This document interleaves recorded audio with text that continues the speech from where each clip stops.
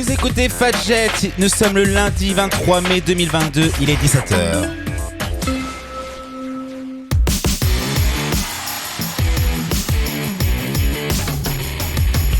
Multisport sur Fadjet, présenté par Pierre.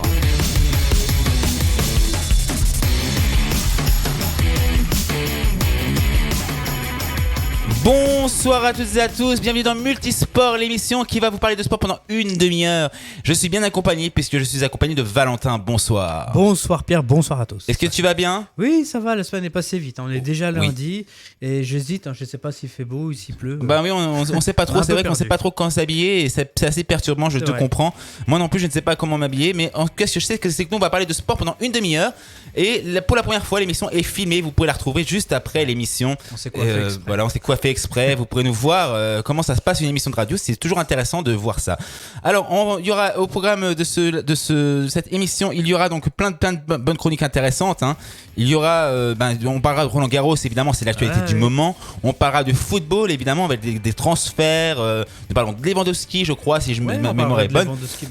Ce sera en fin d'émission. Et voici tout de suite le live sport, c'est la tradition de cette émission Multisport.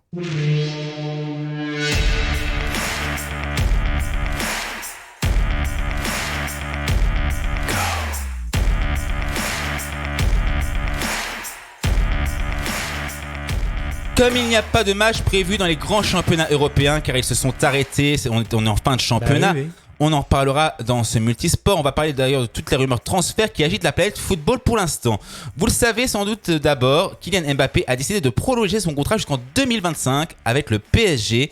La décision, vous vous en souvenez, passe mal du côté espagnol. Ces derniers envisagent de déposer une plainte contre le PSG de la part de la Liga qui dénonce une violation du fair play financier. On peut lire des thèmes assez durs de la part de Javier Tebas, président de la Ligue de football espagnole. Ce dernier dénonce, je cite, une insulte au football. Alors que risque le club parisien, pas grand-chose à part un blâme. On sait que le fair play financier s'est un peu assoupli ces dernières années, on va le dire. Ouais. Je ne pense pas qu'il y aura personnellement une exclusion des compétitions comme ça peut être le cas des fois, comme il peut y avoir certaines rumeurs. Quoi. Ouais. Et à noter ce soir que Kylian Mbappé s'exprimera au JT de 20h de TF1. Il devra en dire plus et il pourrait également officialiser la venue de Paul Pogba en fin de contrat avec Manchester United. Ça pourrait faire une sacrée équipe avec Neymar. Messi. Je considère que les Qataris ont encore mis bien négocié, je pense, avec Mbappé. Et comme j'ai dit, le but du Paris Saint-Germain, c'est gagner la Champions League. Mais quand on voit la concurrence, on dit quand même c'est compliqué. Faut y croire. D'autant que le PSG vient d'enregistrer un nouveau directeur financier en la personne de Luis Ocampos. Ocampos, c'est un joueur de l'OM, c'est pas confondre. Champion de France avec Lille l'an passé, ce dernier tiendrait le successeur de Pochettino, qui doit préparer ses valises pour succéder. On sait déjà que ce ne sera pas Zidane, vraisemblablement, ni Deschamps, mais peut-être Christophe Galtier, ancien entraîneur de Lille, ou peut-être Sergio Conceição, sacré champion du Portugal avec le FC Porto. Vous voyez que plusieurs noms circulent. On vous tiendra informé, bien sûr, dans les prochains numéros de Multisport. On parle de Manchester United. Alors, je vais rassurer les fans de Cristiano Ronaldo qui nous écoutent. Il restera à Manchester United, du moins, c'est les mots du tout nouvel entraîneur de Manchester United, Erik ten Hag. Il est néerlandais. On parle du Liverpool à présent. Ce lundi, le club anglais annonce l'arrivée cet été du milieu offensif de Fulham, Pablo Carvalho. Cette saison, il a disputé 38 matchs de Championship, la Ligue 2 anglaise, a inscrit 11 buts et délivré 8 passes décisives, pas mal. Oui, c'est pas mal. À voir s'il saura s'adapter au niveau de la finaliste de Ligue des Champions, qui est Liverpool. On va en Allemagne avec une bonne nouvelle, la prolongation de Manuel Neuer, le gardien de but célèbre, prolonge jusqu'en 2024 avec le club. Enfin, on parle de l'OM dans cette rubrique. On parle de l'OM parce que vous savez qu'ils auront le droit de recruter cet été. Malgré l'interdiction qui pèse sur le club phocéen suite à l'affaire des transferts avortés de Pape Gueye à Watford, Marseille deuxième de Ligue 1 espère pouvoir renforcer son effectif pour jouer la Ligue des Champions l'an prochain, mais ils devront attendre fin juin avant de faire quoi que ce soit. Concernant l'effectif actuel, le cas de Kaletatchar n'est pas certain de rester, tout comme l'international français Saliba. La direction devra également gérer le cas Mandanda et le buteur Milik, dont l'avenir est incertain. Du football au féminin cette fois, forcément avec les huitièmes de finale de la Ligue des Champions, 3-1 face à Barcelone en finale, un titre, le 8e sacre, vous l'imaginez, un titre qui a été fêté avec le public dans l'hôtel de ville. On parle maintenant chez les hommes. Vous savez que la finale de la Ligue des Champions se déroulera ce samedi. Grand rendez-vous. Et oui, je serai devant ma télé. Moi aussi, ils opposera Liverpool et le Real Madrid. Ce samedi, eh bien, on apprend qu'il y aura un appel à la grève sur le RERB à Paris le jour de la finale. Donc l'affaire est à suivre. Et oui, je viens de l'apprendre. Hein. J'ai lu ça en préparant l'émission. On parle du Sultan Basket maintenant. Eh bien, ils ont reçu leur trophée de champion de Pro B dimanche en présence de Alain Béral, président de la Ligue nationale de basket. Quelques 1500 supporters ont fait le déplacement à Gentilly. On part à présent à Roland-Garros pour vous donner le programme de la journée d'aujourd'hui. On joue le premier tour de Roland-Garros avec ce soir la 30e mondiale russe Alexandrova qui rencontre la Belge Minen sur le court 4 à 18h10. À 18h35, l'américaine Kez, 22e joueuse mondiale, affronte la russe Kalinskaya. J'espère que je la prononce bien. Et sachez que le match Alep a été annulé un peu plus tôt. La numéro 1 mondiale et Iga Swiatek, la grande favorite, a été sans pitié face à la joueuse ukrainienne Lisa Tsurenko 6-2, 6-0 en à peine 54 minutes de jeu. On peut dire promenade de santé pour la joueuse polonaise face à une joueuse qui est passée par les qualifications. On parlera du tennis dans les résultats sportifs dans quelques instants. On parle du Giro. Alors les coureurs ne roulent pas aujourd'hui. Ils reprennent la route demain pour la 16e étape de montagne, 202 km avec 5250 mètres de dénivelé positif. Il ne faudra pas que pour les favoris connaître un jour sans ou pas de pète sans chance au général.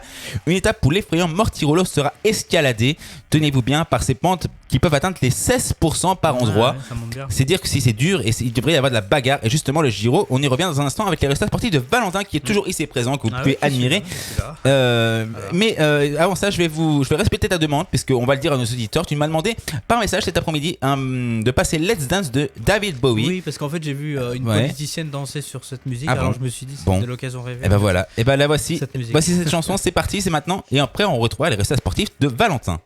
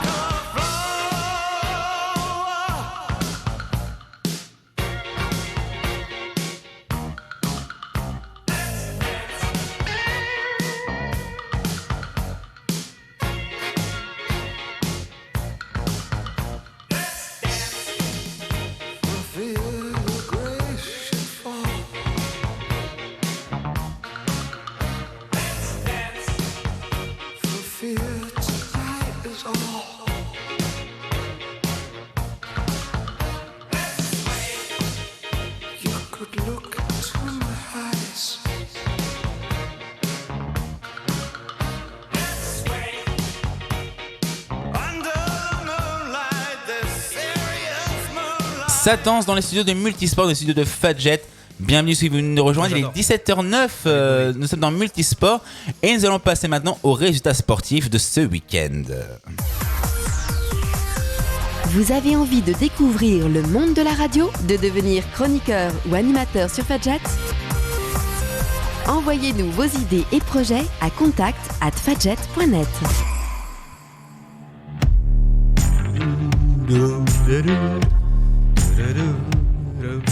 je crois que je sais ce qu'on va faire. On va monter une chorale sportive. Moi qui vais faire le générique. Bah voilà, tu vas courir et tu vas chanter en même temps. Enfin, je sais pas si tu y arriveras. Je vais y arriver. Mais en tout cas, ils courent après une balle de tennis et c'est Roland Garros. C'est le premier tour chez les hommes. Eh oui, début de Roland Garros hier dimanche 22 mai avec au programme quand même de belles affiches, on peut se le dire. Carlos Alcaraz, véritable attraction de ce grand chelem sur la terre battue. Les résultats de ce Roland Garros 2022, je vous les donne. Grégoire Barret remporte un match épique en 5-7 face à Taro Daniel. 3-6, 6-2-0, 6-6, 3-6, 4. Félix Auger-Aliassime s'est sorti du piège tendu par Juan Pablo Varillas, 122e mondial. Dans un match long, 6-2-6, 2-6, 6-1, 6-3, 6-3. Alors Louis Zverev n'a fait qu'une bouchée, Dauphiné 6-2, 6-4, 6-4. Une surprise aussi dans le tableau masculin, Davidovich Fokina était sorti par Greg Sport, 2-6, 6-0, 6-4, 6-3. Mais la plus grosse surprise, on peut le dire, est venue du tableau féminin, puisque la Tunisienne Yonsi Haber a donc été éliminée dès le premier tour par Magda Linette en 2h30 de match, 3-6, 7-6, 7-5. Enfin, autre surprise, la 10e mondiale Garbine Muguruza a été sortie en 3-7 par Kanepi, 2-6, 6-3, 6-4. Et en revanche, Burel n'a pas été capable de créer la sensation face à Sakiri. C'est dingue, parce que des fois, des jeux bien classés qui se font avoir par des joueuses qu'on ne voit pas apparaître. Et effectivement. C'est ça, j'aime bien Roland Garros en fait. Et oui, c'est un beau spectacle. Et puis moi, je mets je mise Alcaraz. Moi aussi. Je pense, pourquoi pas. Alors on passe maintenant au football avec les résultats. Vous l'avez peut-être suivi de la Première Ligue en Angleterre. Oui, c'était la 38e journée. Alors Arsenal, on peut le dire, ils se sont baladés face à Everton. 5 buts pour Arsenal, 1 pour Everton. Brighton s'impose face à West Ham 3-1. Burnley s'incline face à Newcastle 1-2. Chelsea 2-1 face à Watford. Crystal Palace s'impose également très légèrement face à Manchester United, un petit peu en difficulté cette saison. Norwich par contre là c'est la désillusion, 0-5 face au club qui est 4e, Tottenham. Leicester City s'est baladé notamment 4-1 face à Southampton. Brentford bas de tableau aussi, s'incline 1-2 face à Leeds United. Et puis Liverpool qui ont leur match de la finale de la Champions League. On vous fait un match plutôt satisfaisant, sans plus, 3-1 face à Wolverhampton. Et pour Manchester City, 3-2 face à Aston Villa. Je vous donne le classement qui a été mis à jour, effectivement, j'ai recherché. Et donc Manchester City est au haut du tableau avec 93 points. Liverpool deuxième, ils sont juste derrière Manchester City, 92 points, un point après. Chelsea là il y a une distance un peu, ils sont 3e avec 74 points. Ils sont loin.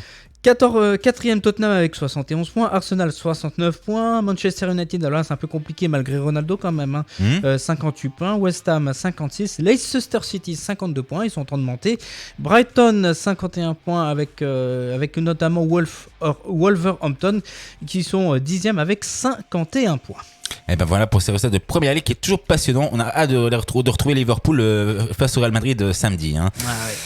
Et on passe maintenant à un autre sport, le cyclisme, la 15e étape du Giro. Oui, alors là, ça n'a rien à voir avec voilà ce qu'on vient de dire. Donc, rendez-vous en 2025 pour Giulio Ciccone. Après 2016 et 2019, l'Italien de la Trek Segafredo s'est offert son 3e succès sur les routes de Tour d'Italie en s'imposant sur la 15e étape de cette 105e édition à Cogné hier dimanche et présent notamment dans la grosse échappée avec 28 coureurs du jour qui a mis 80 km pour sortir. Il s'est isolé dans les plus forts pourcentages de la montée finale après de multiples attaques pour lever les bras. Une première pour lui depuis février 2020 et si les favoris se sont offerts un jour de repos avant l'heure, Guillaume Martin de chez Cofidis a lui récupéré 1 minute 42 en sortant en contre et retrouve le top 10 du général. Il a ainsi retrouvé le chemin du succès, lui qui n'avait pas gagné depuis la Trofeo Lengheller en février 2020 et s'est offert un 3e succès sur le Giro après celui de Sestola en 2016 et celui de Ponte di Legno en 2019. Une belle récompense pour une Trek Segafredo qui est en train, je peux le dire, en train de réussir ce grand Giro. Et avec les 58 points qui ont été inscrits hier dimanche, Ciccone peut même rêver du maillot Azzurro de la montagne. Après tout, il avait bien gagné en 2019. C'est vrai que c'est un grand grimpeur, mais après c'est sûr, dans les contre-la-montre, c'est peut-être un peu plus difficile. C'est peut-être là où il pêche. C'est sûr, il faut... mais bon, c'est déjà très très bien et franchement, c'est une belle performance. On termine ce résultat sportif par la Formule 1 et le Grand Prix d'Espagne. Avec lui, on peut le dire, en 2022, c'est soit victoire, soit abandon. Hier dimanche après-midi à Barcelone, Barcelone. Max Verstappen en Red Bull a remporté son 4e Grand Prix de la saison lors de la 6e manche du mondial. Le champion en titre a profité d'une stratégie pneumatique payante et de l'abandon de Charles Leclerc en Ferrari sur problème moteur pour ravir au monégasque la tête de la course et du classement des pilotes. Son coéquipier Sergio Pérez et George Russell en Mercedes complètent le podium. Lewis Hamilton également Mercedes a cédé la 4e place à Carlos Sainz en Ferrari dans l'avant-dernier tour. De la colère froide, on peut le dire, dans l'habitacle de sa monoplace à la joie exaltante sur le podium. Max Verstappen, vainqueur du Grand Prix d'Espagne, pas 20h, est passé par tous les états à Barcelone. Il fallait posséder de puissants dons de voyance, on peut le dire, parce que moi j'ai regardé la course pour quand même imaginer que le Néerlandais allait franchir la ligne d'arrivée en premier lorsqu'il a perdu à l'arrière de sa Red Bull dans le virage 4 au 9e tour. Et puis je crois qu'il y a... Oui, vas-y. Je crois qu'il y a Hamilton qui a fait une belle remontée en plus. Hamilton, un peu en difficulté. Alors, je vous donne quand même le tableau des 5 arrivants de ce Grand Prix d'Espagne. Alors, le Max Verstappen, je l'ai dit, en 1h37, ce qui est pas mal, 25 mois. Sergio Pérez était juste derrière, comme je l'ai dit, 13 points d'écart, 19 points. George Russell en Mercedes, 32 secondes d'écart, avec 15 points. Sainz Junior, 45 points d'écart avec 12 points. Puis Lewis Hamilton, qui je l'ai dit, qui a fait une belle remontée tout de même. Il faudrait qu'il soit un peu plus convaincant peut-être pendant les prochains Grands Prix, mais il est quand même dans le top 5. Je crois, j'ai écouté la course, il était parti de la dernière place, il a fait une remontée fantastique dans ce Grand Prix d'Espagne. Et le prochain Grand Prix, vous savez où ce sera à Monaco. Et donc, c'est très compliqué, c'est un des plus compliqués de la saison. C'est celui où il y a le plus d'accidents des fois. Alors, dans un instant, on va faire un récapitulatif des champions européens. C'est toujours intéressant, de football. Et on va parler de Lewandowski, ça arrive juste après la chanson de Louane, Si t'étais là, parce qu'elle a fait un triomphe à l'autre canal ce week-end.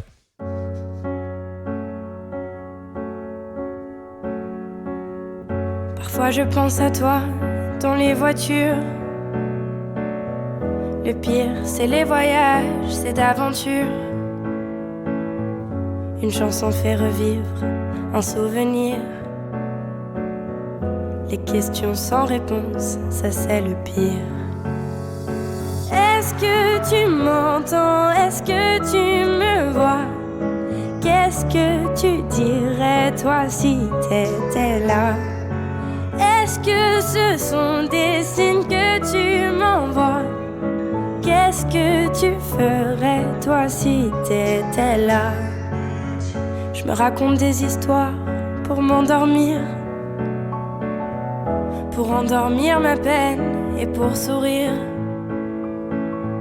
J'ai des conversations imaginaires avec des gens qui ne sont pas sur la terre. Est-ce que tu m'entends? Est-ce que tu me vois? Qu'est-ce que tu dirais toi si t'étais là? Est-ce que ce sont des signes que tu m'envoies? Qu'est-ce que tu ferais toi si t'étais là?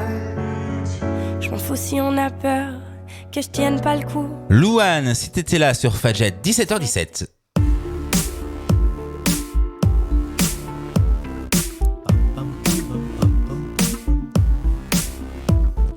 Je chante aussi sur ça.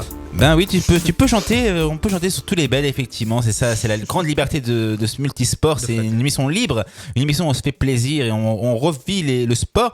Alors on va parler de football, une fois n'est pas coutume, on en parle beaucoup forcément parce que c'est un des grands sports, des majeurs. Et alors je vais vous récapituler les grands championnats d'Europe qui se sont achevés ce week-end. Alors en effet, vous savez qu'en France, le champion de France c'est le PSG, évidemment, devant Marseille. Qui sont qualifiés en Ligue des Champions. Monaco est 3e et jouera le tour préliminaire de Ligue des Champions. Alors pas d'Europe pour Lyon, seulement 8e. Saint-Etienne, 18e, jouera un barrage face à Auxerre pour se maintenir en Ligue 1. Le match aller se déroulera à l'Abbé des Champs le jeudi à 19h, tandis que le retour se déroulera à Saint-Etienne le dimanche à 19h. Metz est 19e et Bordeaux est 20e et joueront en Ligue 2 la saison prochaine. Voilà. En Italie, le Milan AC, emmené par Olivier Giroud et Zlatan Ibrahimovic, est champion d'Italie devant l'Inter de Milan, Naples et la Juve. Et seulement, j'ai envie de dire 4e. Ça gronde un petit peu dans les chaumières, on va dire. Alors c'est toi qui as inventé l'expression. Non, j'ai pas inventé, j'avoue, mais je trouve qu'elle s'y prête bien. En Espagne, le Real est sacré devant le Barcelone et l'Atlético Madrid, emmené par Griezmann, on peut le dire, qui ont retrouvé des couleurs cette saison, même si c'est pas forcément on va dire c'est les concurrents principaux, c'est un petit peu leur place, quoi. Alors qu'au Portugal, le FC Porto est champion devant le Sporting Portugal et le Benfica Lisbonne. Le FC Porto, entraîné par Conceição, est dans les tablettes du PSG la saison prochaine. On se rappelle, on l'a dit dans le live sport. Et ce pourrait être une bonne recrue pour le PSG. On passe maintenant, dans quelques instants, à Lewandowski. On en parle maintenant. Fadjet, un espace original d'expression et de dialogue au 47 rue Charles III à Nancy et sur 94.2 FM.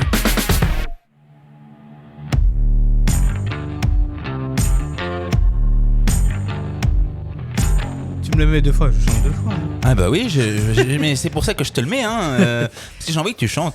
Alors, a priori, Valentin, si j'ai bien compris, l'information que tu viens de me donner par message, le Bayern de Munich recale le Barça pour Robert Lewandowski. Alors, est-ce que tu peux nous en dire plus ?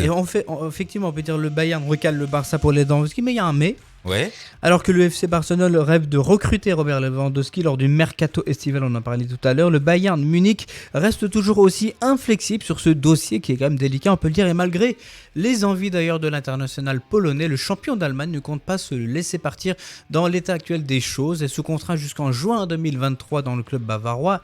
Eh bien, Lewandowski a récemment laissé entendre qu'il n'avait jamais reçu d'offre de prolongation de la part de sa direction, un choix qui interpelle forcément, on le sait, après la nouvelle saison XXL, on le sait, de l'ancien buteur du Borussia Dortmund. La nouvelle mise au point du Bayern interrogeait une nouvelle fois sur l'avenir de l'attaquant polonais. Olivier Kahn a tenu à mettre les choses au clair. À quelques indemnités de transfert, le Bayern envisagerait-il de vendre Robert Lewandowski ? Cette question ne se pose pas. Robert Lewandowski a un contrat jusqu'en 2023, il le remplira et Robert Lewandowski a dit qu'il n'avait pas reçu d'offre du Bayern. Hassan Salihamidzic, un nom qui est très compliqué à comprendre, a dit que vous aviez fait une offre, le club a-t-il fait une offre concrète ?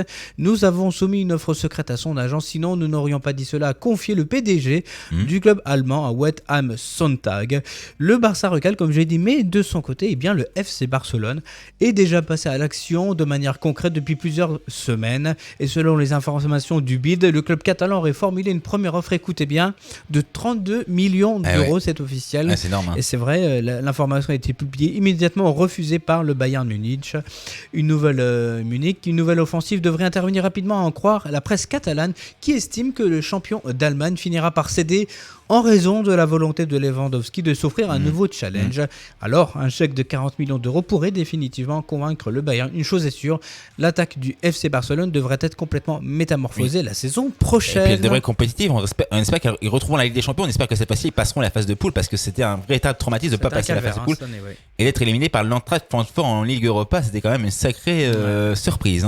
Effectivement. Merci pour Robert Lewandowski. J'ai une mauvaise nouvelle pour nous parce que c'est la fin de l'émission.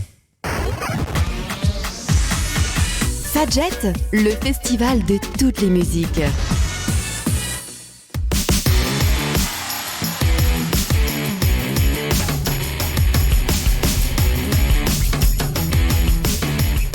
Merci Valentin de nous avoir suivis. Merci d'être venu dans ce multisport. Rendez-vous la semaine prochaine pour une nouvelle émission. On vous laisse avec Imagine Dragons. Bon, c'est tout vos programmes de Fadjet. Bonne soirée. Ciao. Ciao.